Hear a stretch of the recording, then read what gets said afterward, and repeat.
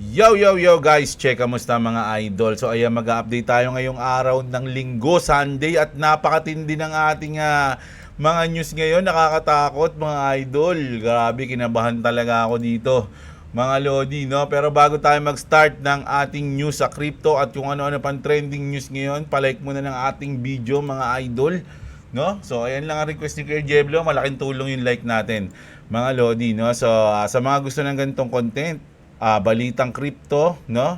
At everyday news, mga idol, everyday update sa mga crypto natin, mga token natin, mag-subscribe na kayo sa ating channel. Kung ayaw nyo, diwag, mga idol, no? So, ayan. Dito muna tayo sa crypto bubble natin bago tayo pumunta sa mga news natin. So, titingnan nyo sa ating hours, medyo nakaka-recover na po ang ating mga coins. Medyo kulay green na sila. Kulay green na halos lahat mga lodi. Ay, yung Pi medyo, sa day kasi medyo positive to yung Pi. Yung ton medyo 17%, grabe, no? Double digit. Pero ngayon medyo nagko-correction na mga idol, no? So ayun yung ating sitwasyon. Ondo, XRP bumabawi na, no? Bonk, XRP kasi pula siya nung mga nakaraan, kanina. So ngayon medyo nagi-green na siya, mga lods, no? So ayun yung ating crypto bubble. So ito na. Punta na tayo sa mainit-init na headlines natin. Grabe. Yung Trezor na hack, mga lodi. Hindi naman mga Trezor sa atin. Ako, may Trezor ako. So, ano ba yung konteksto nito? So, ito na nga, no? Yung Ledger, alam niyo na yan, ha? So, yung Ledger, yung Trezor, yung Tangem, so maraming mga cold wallet. So, yung Ledger, mga lodi, tinulungan nila yung Trezor para ma-resolve yung vulnerability ng isa nilang wallet, no? So, parang paano nila nalaman na may vulnerability yung Trezor? Paano nalaman ng Ledger yun? Paano? Ledger mismo yung nang-hack sa kanila. Hinak sila ng Ledger. At nahack nila. So, sabi dito mga idol, mga lodi, ayan, sabi dito, si Charles Guillemet, no? At Ledger, you might know that we have, ito nga, si Dungeon Ledger, our dedicated team constantly conducting open security research. We recently worked with Trezor. So, hindi nila talaga yung, parang nagtulungan sila, ganun yan. No? Hindi yung talagang tirahin natin to pare, ganun, hindi ganun. Nagtulungan sila, no? Revealing that their Trezor Safe 3 yan mga lodi. Trezor Safe 3 was susceptible susceptible to physical supply chains attack. Here's a thread. So ayan mga lodi, no. So ito yung parang Trezor Safe 3, no? Mga idol, no, sabi dito, we believe that making the ecosystem more secure helps everyone and critical as we push towards broader adoption of crypto digital assets. No, kumbaga yan yung sinabi nga nila, no. Kumbaga parang ang dito mga lodi, nagtulungan sila para mas maging secure, no. Although may nakita silang ganyan vulnerability pero naayos na nila, no. Sabi nga dito, however, Ledger found another potential attack, no. Ito pala. Sabi dito, gives user confidence that their funds are safe even if their device gets misplaced or stolen, no. So kumbaga safe pa rin yung funds, no. Ayun yung sinasabi ng Trezor dito mga lods, no. Trezor had already implemented secure elements, chips designed to protect the user's PIN code and cryptographic secret, no. Ayan, no. At sabi nila dito, the Trezor also confirmed on X that user funds remain safe and that no action is required, no? So ayun na. Hindi nila sinabi kung paano nangyari, kung paano naayos or kung anong ginawa nilang kung paano nila ni-resolve 'yon, kung paano sila nagtulungan ng Ledger, kung paano naayos 'yon. Pero ayun lang yung sinasabi nila mga lodi, no, na okay naman daw po, no? Okay na, funds are remain safe na daw mga idol, no? Kasabi nga nila dito, in cybersecurity, the golden rule is simple. Nothing is fully unbreakable, no? So lahat 'yan pwedeng ma-hack yan, no? Kaya nga paulit, kumbaga doble-doble yung wall. Parang ito. That's why we have already implemented a multi-layer defense against supply chains and always advise our users to purchase from official sources, no. So ayan, kaya nga sabi natin yung link natin dyan is official yun na link ng mismong CryptoBilis, mga lodi sa Philippines, no? Yung tawag dito, yung branch nila dito sa Philippines. Kasi maraming branch yan, mga idol, hindi lang sa Philippines eh. Sa Indonesia, Thailand, sa Hong Kong, meron silang mga branch, lalo yung CryptoBilis, no? So mas maganda na mag-purchase kayo mismo doon sa official na sources. O yun na nga, yung ako kasi doon kaya naman ako naglagay ng official na link diyan kasi ako mismo nagpunta ako doon, mga lodi. Yung Trezor 5 ko, doon ko binili mismo sa office nila sa ano bang 9th floor ng ano yun eh. Basta pumunta kami doon ni boss eh. Nakamotor kami. So tinanong ko yun, madam, ano ba to? Legit naman po to, no? So kung magkakaroon tayo ng kasi sabi ko nga content creator ako eh. Sabi ko yung mga audience ko naghahanap ng mabibili ng legit na source, no? So sabi ko itong link nyo ilalagay ko doon. So nagdi-deliver naman po kayo sa buong Pilipinas, no? Sabi niya, "Opo sir, ganyan yan, legit po 'yan." Ganyan, makikita naman nila doon kung ano yung mga available na wallet, no?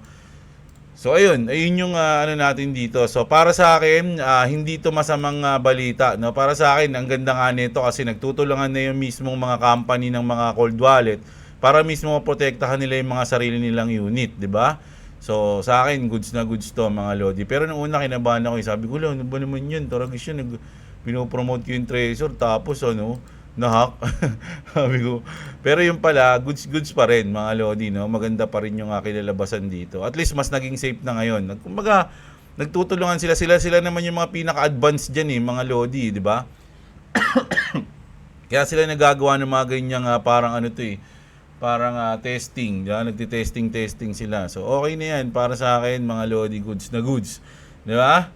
So matindi. So ito na nga si Trump Crypto Council chief told industry leaders the US wants to buy as much as Bitcoin as possible. No, good news sa Bitcoin, mga lodi. Alam nyo, kahit anong mangyari, Bitcoin talaga 'yan. Hindi mawawala yan sa crypto. Ito na yung mukha ng crypto yung Bitcoin. Kaya lang syempre, merong mga mas mag-outstand, no? Para sa akin lang yun, There's no limit to size of the BTC strategic reserve, sabi dito. So, goods na goods to, no? Mga idol, no? Kamukha ni Captain America to si Idol, No, okay yan, di ba? So, ito naman, ang ganda na ito, pinost ni Elon Musk, no? Drones to, mga lodi, no? Pero mukha ng Doge, mga lodi, no? So, ayan, Doge ko, ayan, tindi yan. Parang pinromote ni Elon yung Doge, di ba? So, ito pa lang yung unang nakita ko na parang binalikan niyang i-promote yung Doge. Pero nga, tinignan natin yung Doge, mga lodi. Okay naman yung Doge, no? Pumping naman siya ng 2 digit sa loob ng isang linggo. Tama ba? Ay, hindi. Kala ko 11, 1 lang pala. 1.1 lang pala. So, ayan.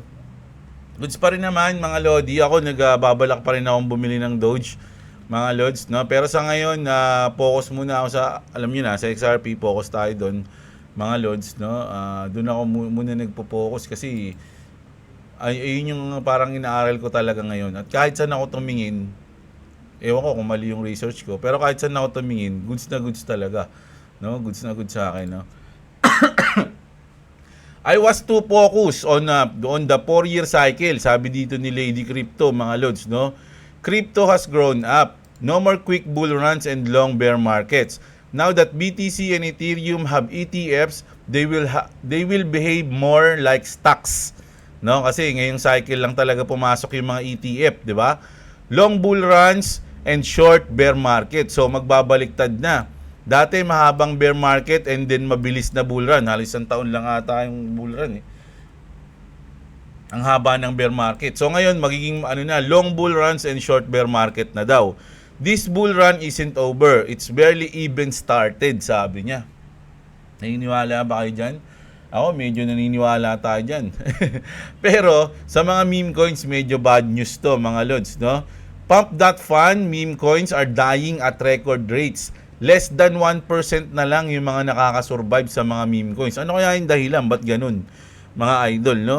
Kasi, syempre, yung mga rug pulls, 'di ba? Yung mga celebrity meme coins na ginagawa tapos biglang nagra-rug pulls, pinopromote ng mga sikat na tao and then bumabagsak. So nadadala na yung mga investor, no? Tingin na natin yan, putsi. Isipin mo, presidente na nga eh. Yung Trump coins na nga, biglang bumagsak eh. Ang daming natalo. Paano pa kaya yung mga normal na celebrity? Normal na celebrity, no? Paano pa kaya yung mga celebrity? Eh, syempre, presidente na yun, pinakamataas na yun, si Trump eh. Diba? Siya na mismo yung meme coins niya na mismo, biglang nag-drop pa. Paano pa yung mga meme coins lang ng mga celebrity na halimbawa, sino ba yun? Sila Kanye, hindi naman natuloy yung kay Kanye, di ba? So, may mga ganun. So, parang ganun na yung nakikita ng mga tao, na rug pull na yung nangyayari sa mga meme coins, kaya natututo na sila.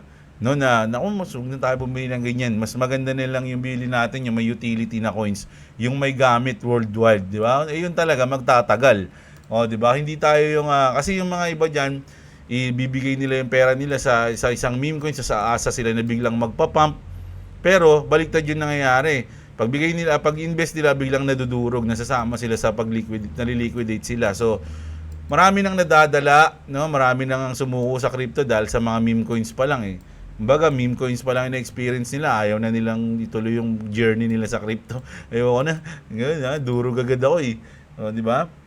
So, ito yung balita na to is medyo tunay. Di ba? Tapos, asa na ito? Dito ko na isusunod to. Ayan, ito na naman.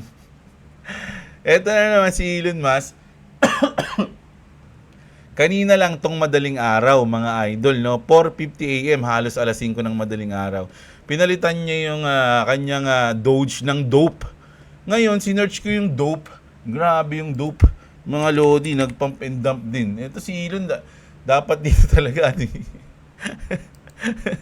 200, oh. 200. Ano na yan, bumaba na yan. Pero nung nandito yan, halos 1,000 plus yan. Hindi naman. Siguro mga 800. Diba?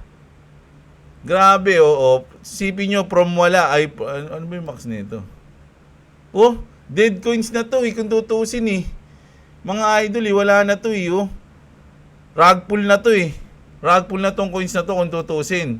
Oh. Pero nung nag-announce, si Trump, oh, March 15 na nga nakalagay dito, pero March 16 di ba?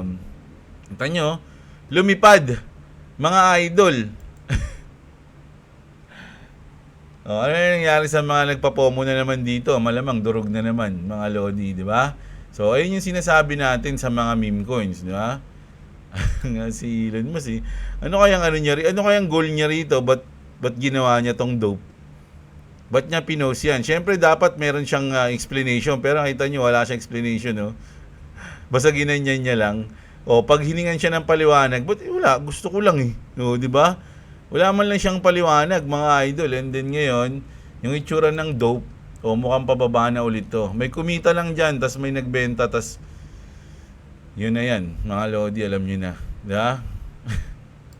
Malala din to si Elon. Makulit din, naghahanap ng pondo eh. So, ito naman.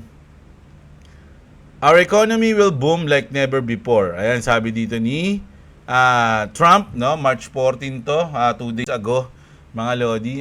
To make the economy boom, they'll print money to stimulate growth, leading to a higher debt and inflation.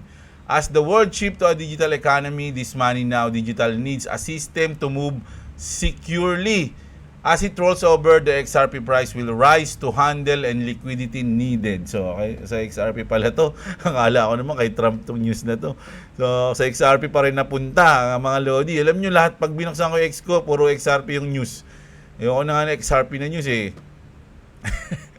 Dahil puro good news lang nakikita ko, hindi man lumilipad oh. So, ayan.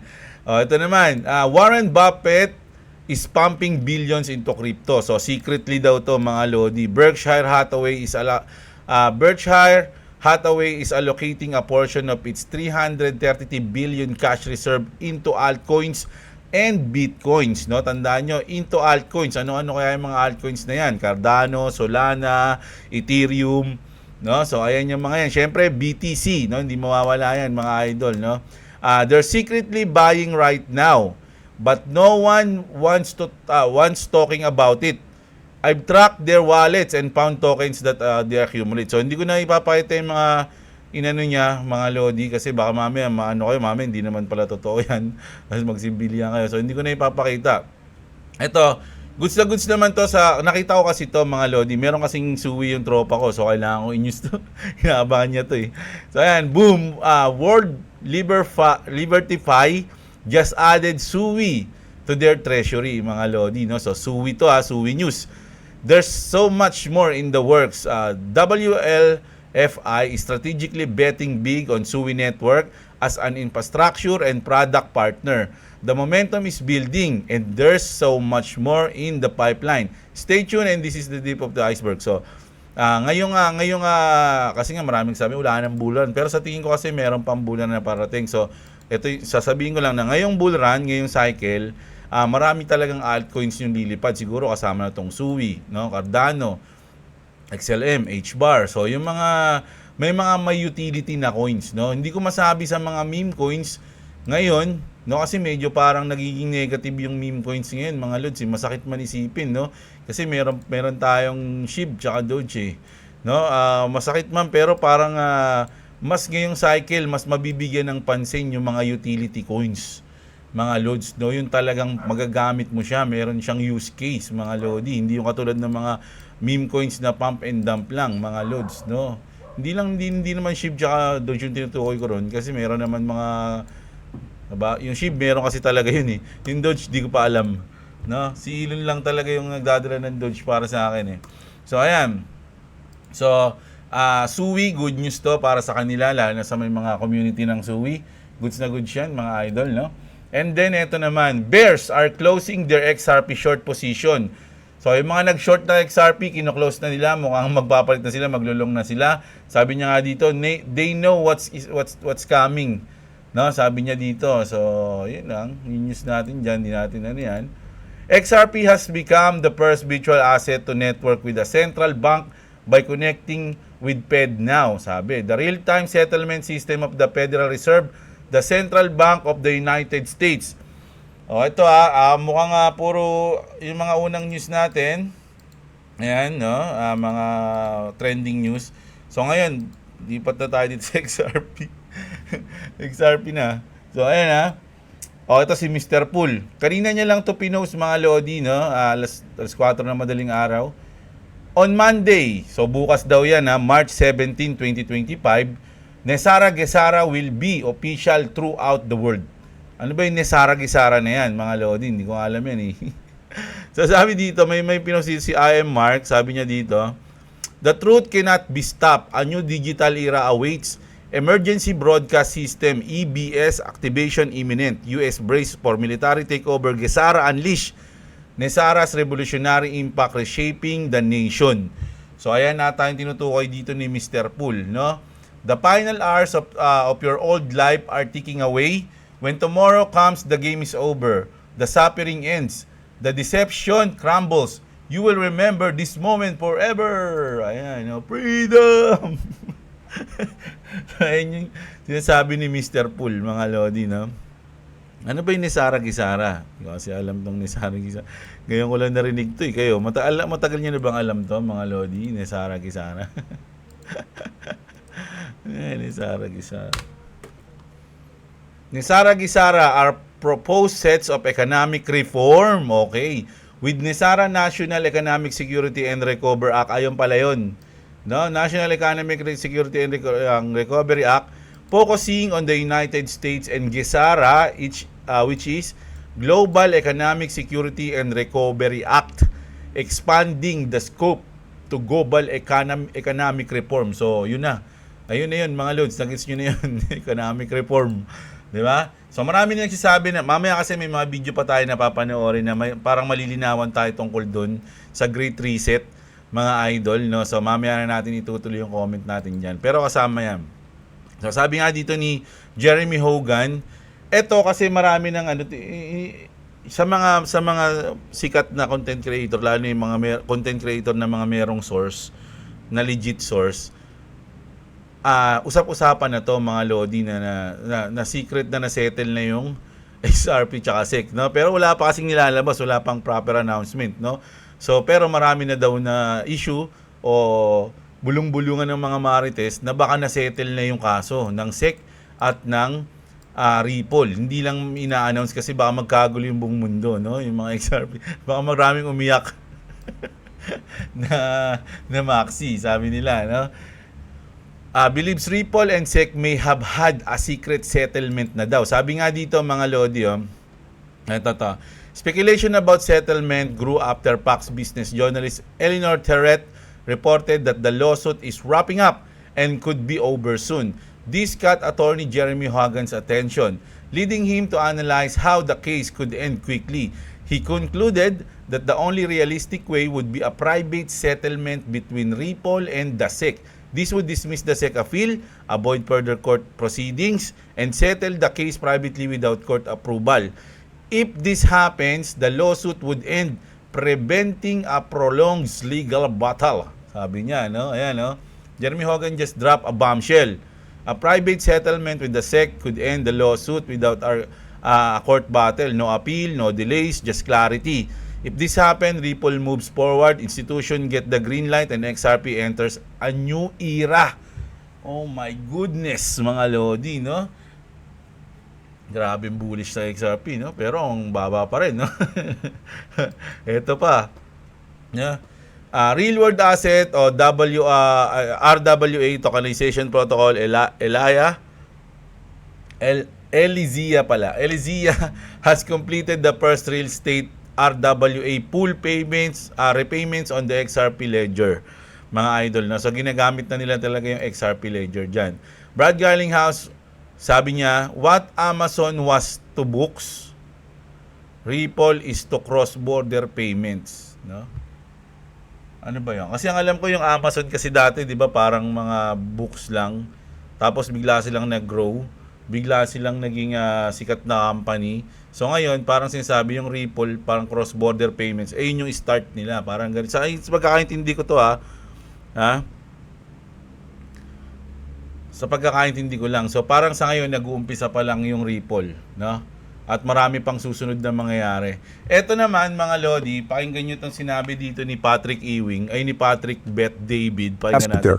For someone that doesn't want to specialize in this, it is something you have to pay attention to. Here's why.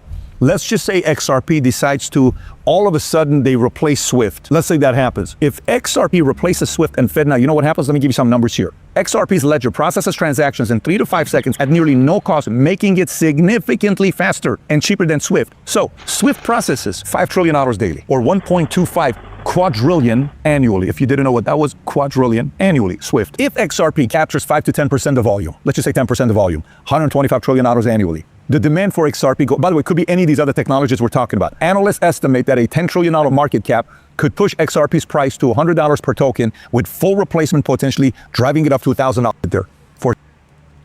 So, eto si Patrick, mga Lodi, kahit sa YouTube na papanood ko, talagang parang nagiging bully siya o puro positive yung comment niya sa Ripple o sa XRP. So, syempre, yung mga Maxi, mga Bitcoin Maxi, nagtatanong ngayon, hey Patrick, how much did Ripple pay you to promote their shitcoin? So, ito yung mga sutoy, di ba? Ito sila, no? Nagagalit na sila dito. No, it's honestly impressive that you can have Michael Saylor on your show multiple times and still get sucked into centralized crypto scams instead of just recommending people to buy Bitcoin. So, ito mga to, gusto lang nito, Bitcoin lang, Bitcoin tayo, pare. Kano ba binahid sa inyo, pare? No? So, ayan, no? So, nagagalit sila dito kay Patrick, no? Tinatanong nila kung bayaran ka ba?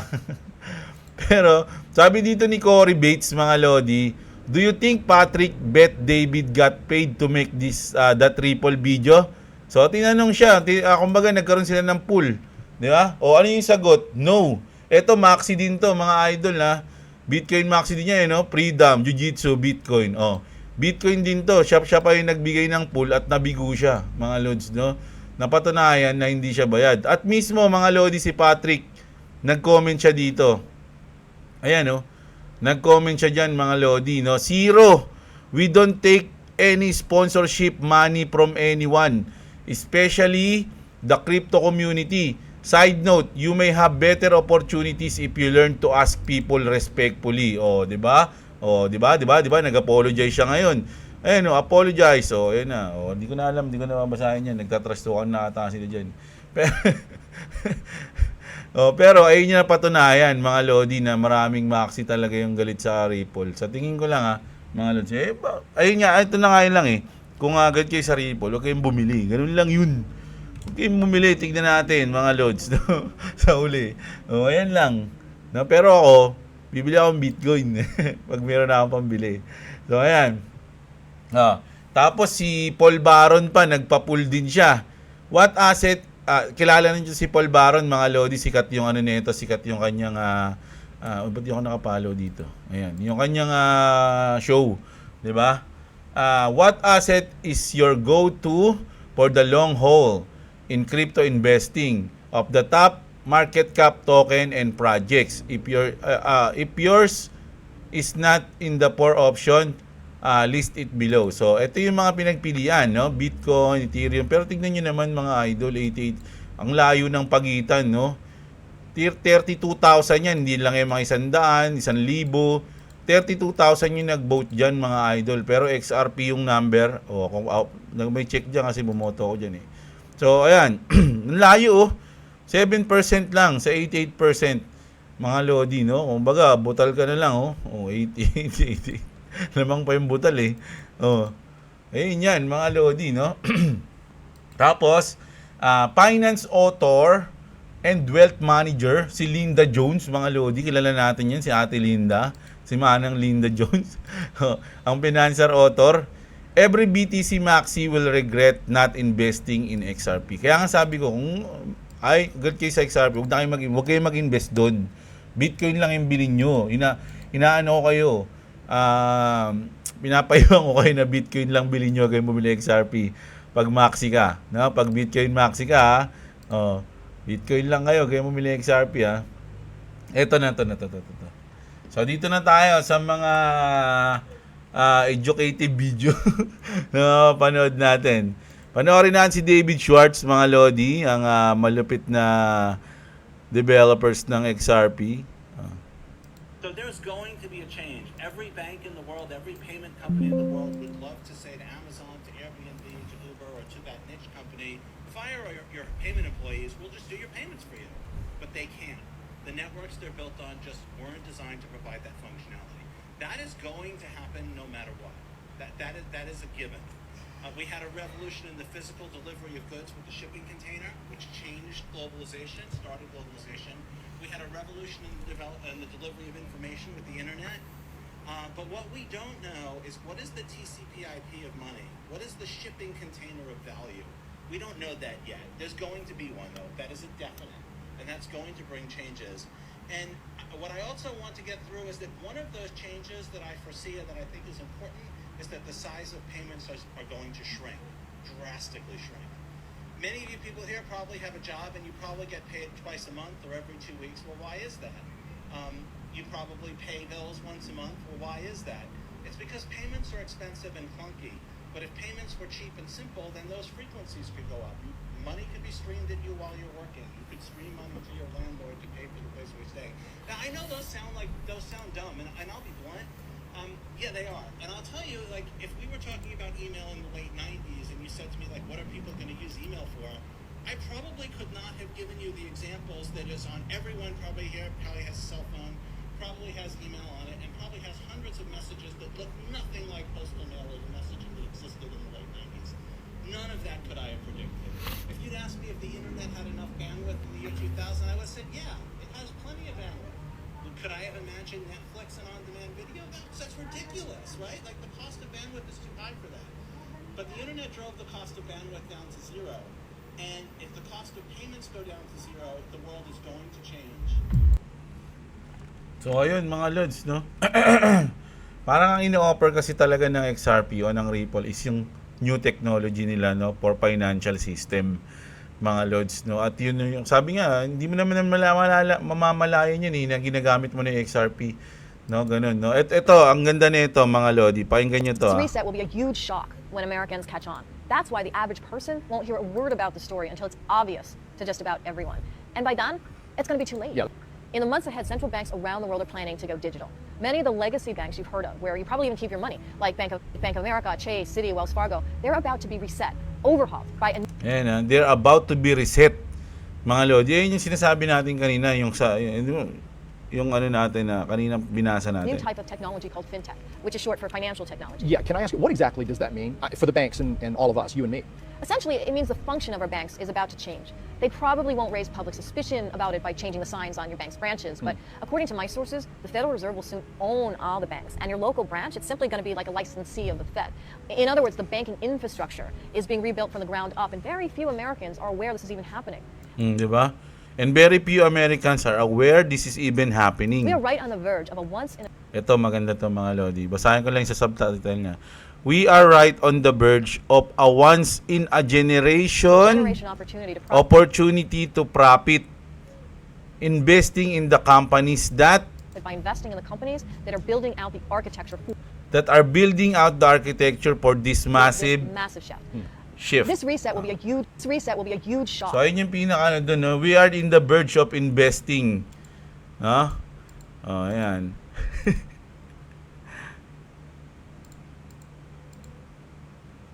Ayan, no? We are right on the verge of once in a generation opportunity to profit by investing in the companies that build this building out the architecture of this massive ship, mga idol, no? So, dito na tayo. Kumbaga, once in a lifetime opportunity, mga Lodi, na mag-uumpisa yung RIP. Kumbaga, ito kung ikaw babalik ka sa oras at panahon, andun ngayon chance, no, na makakapag-invest ka sa Bitcoin ng nasa $100 pa lang siya. Gagawin mo ba yon? So, ganun, di ba? Parang ganun yun eh. So, ngayon nandito tayo sa panahon na yung Ripple is nasa $2. Mga idol yung price niya. No? At sa future, ang ganda na, ayoko kong sabihin ko, hindi ko naman kasi alam kung gaano kalaki aabot yung price ng Ripple o ng XRP eh. 'Di ba? So hindi natin sure, pero ngayon parang sa akin sa tingin ko $2 is parang ano yan, nag-uumpisa pa lang yung Ripple o yung XRP. Ripple ako ng Ripple. Yung XRP, mga idol, no? Ito nga si ano to, mga Lodi Ito mga Lodi, number 43 Treasurer of the United States to, mga Lodi, nakapirma sa dollar to. Nakapirma siya sa pera, mga Lods, Pakinggan yung sabihin niya. I chose Ripple. I had a lot of options, but I chose them because they have a functional role. So they facilitate cross-border payments. That's one of their functions with XRP. So it's not just some floating asset out there. They actually have a purpose, right? And so you know, it was the right choice for me. Someone else might have some. So I'm other in the choice. XRP army. Okay, Just to let you yay, know, excellent, I'm excellent. a firm believer of the utility component. Excellent. And hopefully this thing going on right now, the SEC will go away soon. I think what President Biden's executive order that he announced in March to have this kind of reconnaissance of digital assets for this calendar year is an important one. It may not get to very specific recommendations, but I think the best you're going to hope for, at least today, is at least a path forward. Sure. How do you start these conversations? How do you, one of my favorite phrases that you'll hear me quote all the time is the train's already left the station. The train has left the station, mga idol, no? Blockchain is here to stay. Ayun yung sinabi niya rito, no? Rosie Rose, the 43rd Treasurer of the United States and a current Ripple board member, made it clear. Blockchain, NFTs, cryptocurrencies, digital assets, they are here to stay. The train has left the station. While some are still debating, the new financial system is already being built behind the scene. The US Treasury isn't ignoring digital assets, they're integrating them. Strategic reserve for digital assets, not a coincidence, mga idol. No? This is a deliberate strategic move to power up the next evolution of money. Ayan na nga yan, mga lord. The next evolution of money. The digital USA Treasury dollar. The shift happening now, the biggest transfer of wealth in history is underway. Oh. Do you know what to hold? Oh, ayan na. So, pag-aralan nyo, alamin nyo kung ano sa tingin nyo yung babago o mag-change ng ating evolution of money, no? The next evolution of money, which is digital money, mga idol, no? So, ako, alam nyo na yan. Alam nyo naman yung aking hinuhold, no?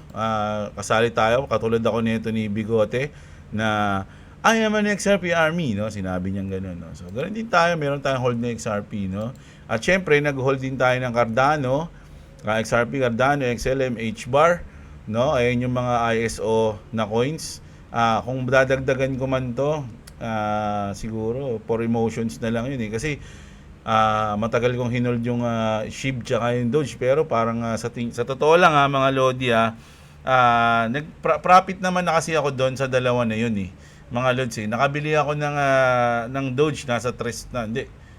Kano ba yung 4? Nasa 4 ata. Nung bumili ako ng Doge. And then nung ngayon, kahit ngayon, tingnan nyo magkano yung Doge ngayon. 10? 10.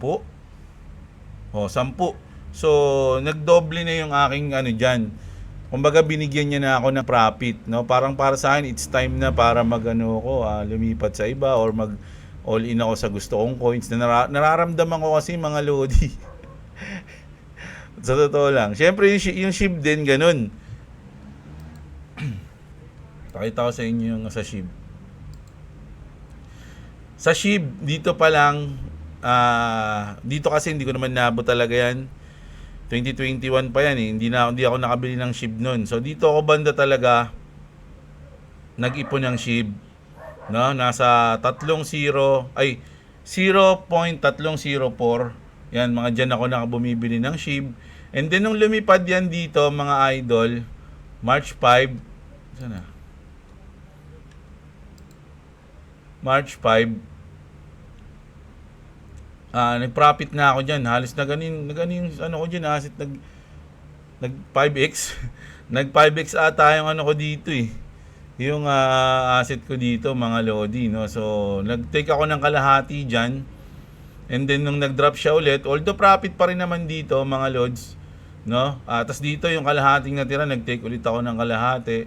And then, halos 1/4 na lang yung natira sa akin sa SHIB nung nandito na siya. And then, yun, gusto ko nang kunin at ilipat na, mga Lods, no? Ayun yung, any day, anytime, pwede ko na siyang ibahin, eh. Na parang, ang pumipigil na lang sa akin is yung time ko kasi na parang napamahal ka na rin sa coins kasi tagal mong hinawakan.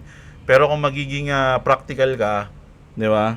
Kasi total, di mo rin naman alam mangyayari kung pagpapampa ba sila o ang this time is utility coins na yung magpapump, di ba? So, ganun lang sa akin. Pero sa ko yun mga Lodi, ako nalilito pa rin ako. Normal na tao lang tayo, parang ikaw. Parang ikaw lang din ako, mga Lods, no? Nahirapan ko magdesisyon kung anong hook yung coins na hawakan ko, no? So sa ngayon, nagpo-focus muna ako sa mga ISO coin. Etong 4 na to, no? As yung nasa Trezor ko, yun na nga, yung 3, pero gusto ko na rin talagang i-all in. Kahit yung, ang bala ko kasi talaga, sa Trezor ko, XRP na lang nakalagay. Tapos dito na lang ako sa BitGet mag-iipon ng iba-ibang coins. Kung sakali, siguro, dito ko na lang lipat yung Dogecoin, SHIB ko, dito na lang. Pero yun nandun sa Trezor ko, XRP na lang. Ganun lang siya, mga Lods, no? Kaya kung nagtatanong kayo, ano ba mga hawak na coins ni Kuya Jeblo? Ito lang yung hawak ko, yan, 4 lang, oh. Ngayon, ito lang yung 4 na hawak ko ngayon, no? Siguro, ngayong buwan o hanggang half ng taon, subukan natin mag-accumulate pa ng ibang coins. Tapos yung other half ng year, puro DCA na lang tayo dun. No, hanggang kunin na natin, hanggang take profit na natin. So, siguro itong 4 na to, madadagdagan pa to. May mga gusto rin naman akong coins. Gusto kong bumili ng RON eh. Tsaka AXS. Pero syempre, wala pa na tayong pera. So, magti-trade tayo. Kailangan natin magtrabaho, mag-grind at mag-trade, mga idol, no? Para makaipon tayo ng mga gusto nating coins, no? Sa ngayon, ang news natin, napaka-solid. So, yung mga nakabasa ng news na to, huwag kayong masyadong kabahan.